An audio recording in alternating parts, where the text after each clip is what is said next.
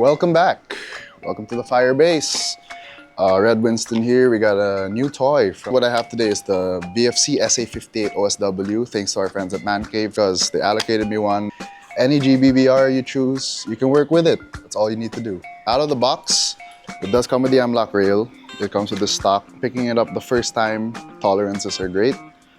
Maganda yung pagkagawa. My first upgrade or whatever it is I put into the rifle always is the end pass, because I do want to have it tuned to at least 1 or 1.2 joules max, right? That's pretty much how we play at Black Site. It's a different pace of play, so a lot of times you don't have time to transition to your handgun. What you'd want to do is have your rifle ready so that even if you shoot a guy up close, right, it's not going to hurt them that much, right? And that's what we personally advocate for. There are a few little technical things that you have to consider when you buy this, and you run it out of the box. 12 and 14 does not work great, but I have found the best results with 9, with the stock inner barrel, right, and the unicorn bucking. So after I switched to 9, it stopped having those feeding issues. Because the inner barrel is so short, I think the flight, because of the high pressure gases and how hot it is here, it just becomes an issue for it to feed reliably and shoot out of the barrel. But of course, we will do some follow-up testing so we can get it to a working level at least 12 kg gas. So out of the box, I chronoed it at 9. It was around 1.3 joules.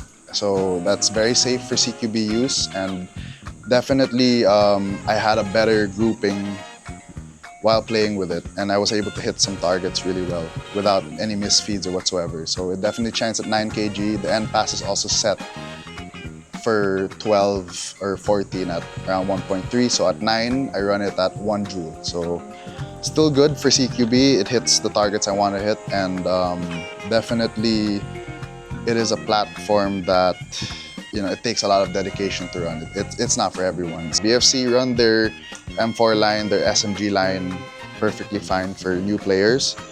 For a little bit more experienced ones, you could probably run 308, because I've had the SCAR too, right? And it's a little bit of a different experience, but I think the SCAR is closer to the M4 in terms of use case compared to the FAL. If you're not used to it, it's more of like it reminds me of the AK a lot, because of course when you remove the mag, right, you're gonna put it at an angle. And when you're putting one in, you need to hear that click, right? Because there was a moment I was running so fast in the front lines, I ran out of ammo. I put a mag in, and I didn't hear the click like this, right? And when I racked it, it fell. So again, same thing, but you need to seat it, right? And make sure. But I have nothing bad to say now about the tolerances of this. Like, the mag doesn't wobble at all. So it's definitely very good for the feeding. When it bolt locks, right, you're gonna bolt lock it, right? What you're gonna do is, if you have a fresh mag, you have 2 options. You're gonna rack it backwards, and then it's just gonna drop, right? You can also, so when you reload it, slide your thumb down, pull down. Other things I do think are not very friendly to new players is this fire selector is not easy to use, right? It's easy to knock this out of place, right? Once that's there, you're not gonna be able to drop the hammer. Trigger is pretty good, and I would have to say it's a fun experience. At 9 kg, the recoil is definitely very, very good, right?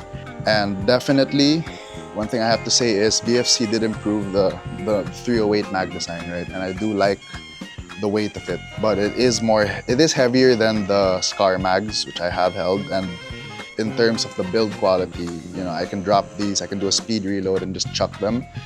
I've done it a few times over the weekend, and still in good shape, right? And I would say that VFC has upped the design on these ones, and I think it's really worth running. And I think they finally fixed that bolt lock issue that the SCAR had before. Good job to VFC, props to them. They really knocked it out of the park with this one, quality-wise, everything. And I can honestly recommend it for, of course, collectors, but also if you really want it, you have to dedicate time to running it, studying how it is a little bit more. Shout out to the people who make things possible here in the Philippines.